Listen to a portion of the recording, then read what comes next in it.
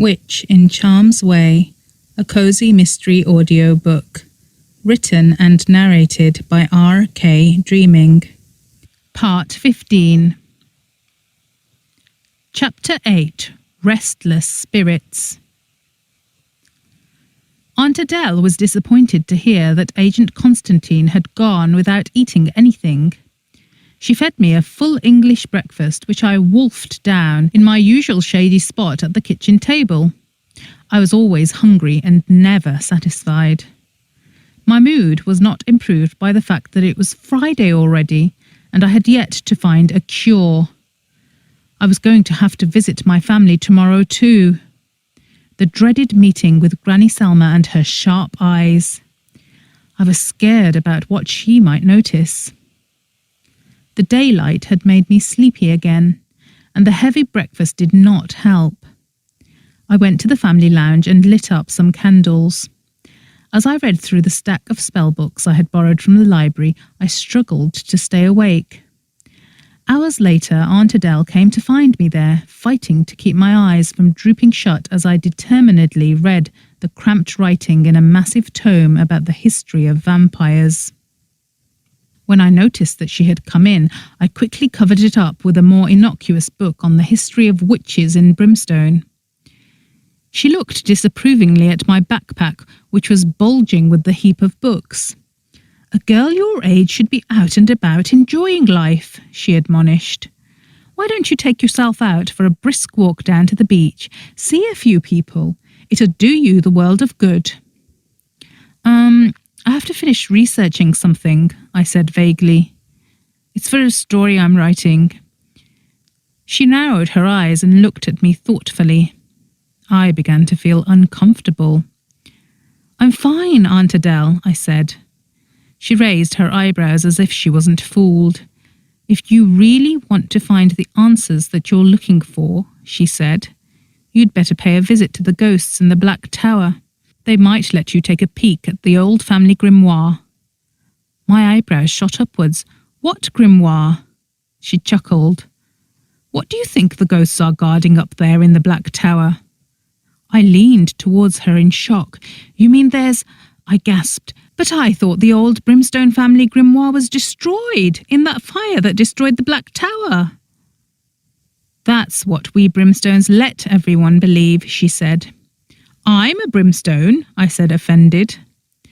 Great-great-granny Fluffy Westbrim had been Fluffy Brimstone before she'd married her fairy-tale prince, Tristan West. They had changed the family name to Westbrim in honour of their happy marriage. But we Westbrims are all still really Brimstones in our hearts and our bloodline. "That you are," she said. "And you're the one that owns their beloved Brimstone Castle too. I really do think the ghosts will let you have a look if you ask them nicely." I couldn't believe this. Not even Granny Selma knew that the Brimstone family grimoire still existed. It was supposed to have been lost 200 years ago. I felt a stab of excitement. What if the cure that I was looking for really was in there? If only the ghosts weren't guarding it. "Thanks, Aunt Adele. I might just do that, but I'll finish reading these books first." She settled down on a couch opposite me. I eyed her with some consternation. I couldn't get back to my reading while she was here. If she looked too closely at my vampire reading matter, her mind might put two and two together eventually. It's nearly lunchtime," I said. "Will you be opening up your cafe soon?" "In a minute," she said. "I wanted to talk to you first." My heart started thudding uncomfortably. What was she going to say? I found myself crossing my arms in a defensive manner over my chest, which probably looked quite suspicious, but I couldn't help it.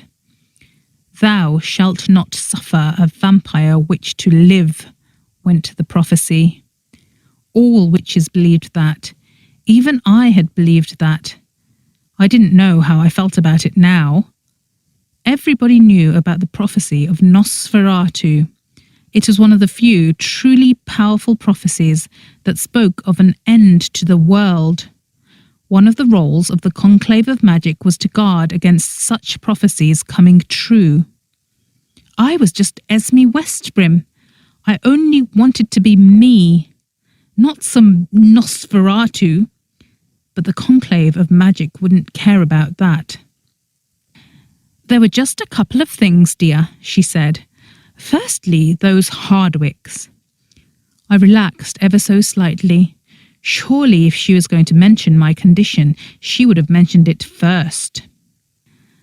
I'm afraid that they thought they would inherit the castle, she said, and I don't think they will be too happy about my choice. Alaric and I discussed it before he passed, and he agreed with me that it was time for the castle to pass back into the Brimstone family hands again. After all, our ancestors did build it. Thanks, Aunt Adele.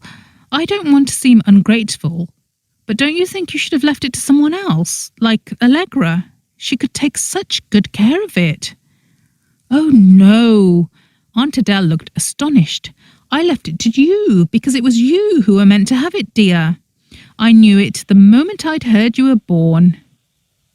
She looked at my hair as if she could see the pink beneath the brown, and I could swear she looked positively gleeful. I remember my grandmother Fluffy's hair, she said. It was exactly like yours, and she was something special. I swallowed hard. But I'm not. Nonsense. It'll all come right for you in the end, don't you worry. I bit my lip.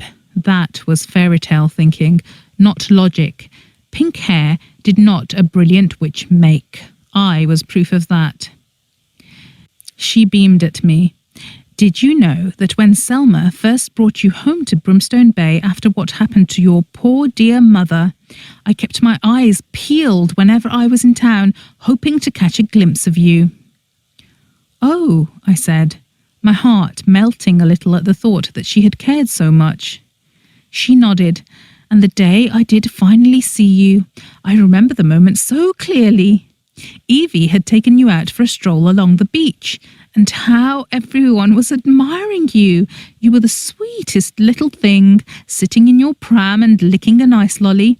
It was dripping all down your chin, she chortled. And such bright, big dark eyes you had, and that shock of vibrant pink hair, just like Granny's. My heart nearly leapt out of my chest. I went home and I told Alaric all about it. She had become tearful. She sniffed and dabbed her eyes with a ghostly hanky. I would have loved to hold you that day, but it wasn't to be. Thanks, Aunt Adele. It means a lot to me to hear you say that. My point, dear, was that I knew that Brimstone Castle must pass on to you from the moment I saw you. Alaric and I agreed. But the Hardwicks will not see it like that. They've had the castle for 200 years and they think it's theirs. Do you think Lorcan is angry about it? She chuckled. Oh, don't you worry about Lorcan. He's as soft as a puppy, totally harmless. It's that sister Giselle of his that you ought to watch out for. She's your age, isn't she? You will have known her in school, a sharp little thing, but she keeps her secrets close to her chest. Do you know them well? I said. Somewhat. They were always over here before Alaric passed on, and kept it up afterwards. Lavinia was that mad about Alaric marrying me. But she kept up the family ties. She was always sending her girls over here with their children. She was worried that he'd spite her by leaving the castle to my family if she wasn't careful.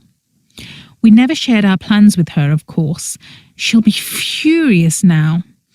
So you be careful around the Hardwicks until you've got your strength back. I nodded. I will. Wonderful, she said, looking relieved. Now, the second thing. It's a bit more important. I tensed up again. About Captain Villain, she said. I closed my eyes briefly. That Captain Villain. He had spilled the beans. I should never have trusted him. I was going to kill him. He's been acting very oddly, she said, and it's got me wondering. Alaric said that cat could hear spirits, though I was sure Alaric was just imagining things. She looked a little dreamy at the thought of her late husband. So what did Uncle Alaric say about Captain Villain? I asked. Oh yes, the spirits, she said. It got me thinking, perhaps the dratted cat is acting so oddly because of that poor girl being left here. Maybe her spirit is lingering about the place. I tried to remove the expression of comical relief that must have come onto my face before she noticed it. Poor Captain Villain. I was going to have to buy him double prawns to make up for thinking that he was a traitor.